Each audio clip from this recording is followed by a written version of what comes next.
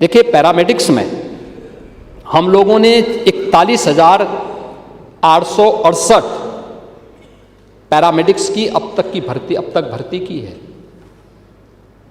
जिन्होंने अलग अलग संस्थानों में ज्वाइन किया है। और इसके पहले जो चिकित्सा शिक्षा में भर्ती हुई है ये 4,110 से अधिक है। कुल मिला के 45,978 यह कुल हेल्थ सेक्टर में ही हम लोगों की मेडिकल एजुकेशन में अब तक की भर्ती हुई है। कोई कोताही सरकार के स्तर पर नहीं हो, सरकार इसमें किसी प्रकार की वो नहीं करती। अब आईसीयू हैं, मिनी आईसीयू हैं, डिजिटल एक्सरे हैं, ब्लड बैंक हैं, डायलिसिस है, ऑक्सीजन प्लांट हैं। ग्रामीण क्षेत्र में हर रविवार के दिन मुख्यमंत्री आरोग्य मेले का आयोजन हो रहा है। एम्बुलेंस के माध्यम से 108 और 102 की एम्बुलेंस के माध्यम से इन सेवाओं को और तेज आगे बढ़ाने का काम किया जा रहा है।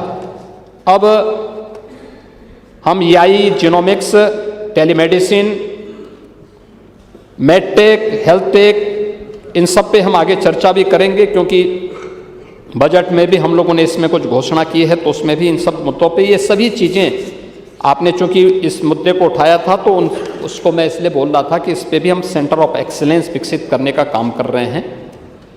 इस सेक्टर में यूपी सबसे बड़ा मार्केट ही नहीं होगा, बल्कि फार्मा प्रोडक्शन का, फार्मा मैन्युफैक्चरिंग का भी एक केंद्र विकसित होगा। इसके लिए यूपी ने आज ललितपुर में एक फार्मा पार्क के निर्माण के कार्यक्रम को आगे बढ़ाया है। आपने देखा होगा अभी हाल ही में हम लोगों ने फार्मा कॉन्क्लेव लखनऊ में किया था। देश भर के टॉप, दुनिया के जितने बड़े टॉप के फार्मा मैन्युफैक्चरिंग सेक्टर के जितने भी बड़े उद्यमी थे वे सब लखनऊ आए थे। पहली बार बहुत सारे लोग पहली बार लखनऊ आए थे। मेडिकल डिवाइस पार्क, ये मेडिकल से जुड़ी हुई सभी चीजें सस्ते में और क्वालिटी के साथ उपलब्ध हो सके, ये भी यूपी के अंदर हम गौतम बुद्ध नगर जनपद में इस पर हमारा काम तेजी के साथ आगे बढ़ चुका है। ये चीजें यूपी के अंदर हो रही हैं और उत्तर प्रदेश के अंदर आज ये सभी कार्य यूपी के अंदर हम लोगों ने इस दिशा में भी अपने कार्य को आगे बढ़ा दिया है। ये कंपनी यहाँ पे यूपी के अंदर इन चीज़ों पर गवर्नमेंट की कार्रवाई तेजी के साथ आगे बढ़ी है। महिला सशक्तिकरण की आप बात कर रहे थे। 9 वर्षों में महिला सशक्तिकरण का इससे बड़ा उदाहरण क्या हो सकता है। 2017 के पहले वुमेन वर्कफोर्स यूपी के अंदर ये कुल 13% थी, 12 से 13%। आज ये 36 से 37% है, 3 गुना से अधिक बढ़ी है। यानी कामकाजी महिलाओं की संख्या पहले की तुलना में 3 गुना से अधिक बढ़ी है। यूपी पुलिस की ही मैं बात करता हूँ। यूपी पुलिस में महिलाओं की संख्या मात्र 10,000 थी, आज ये संख्या 44,000 पहुंची है। 44,000। और आपके समय में तो एक कहावती प्रचलित थी कि देख सपाई बिटिया घबराई। तो अब उसमें हम महिला सशक्तिकरण के लिए आपसे क्या बात करें।